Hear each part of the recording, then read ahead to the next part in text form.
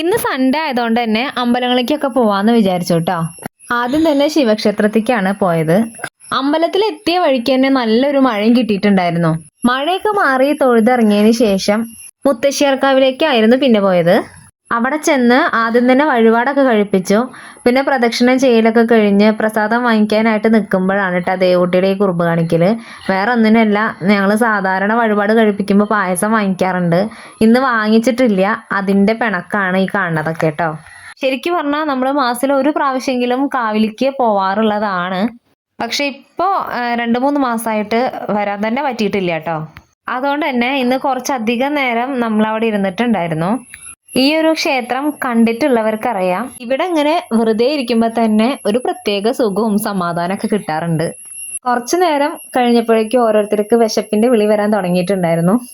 പായസം വാങ്ങിച്ചിട്ടുണ്ടായിരുന്നെങ്കിൽ നമ്മളത് അവിടെ ഇരുന്നിട്ട് കഴിക്കാറാണ് കേട്ടോ പതിവ്. അപ്പൊ അത് കഴിക്കാന്നുണ്ടെങ്കിൽ ഇവരിങ്ങനെ വിശക്കണോന്ന് പറഞ്ഞിട്ട് വാശി പിടിക്കില്ലായിരുന്നു. പിന്നെ നമ്മൾ അവിടുന്ന് നേരെ പട്ടാമ്പി ഗുരുവായൂർ അമ്പലത്തിലേക്കാണ് പോയത്.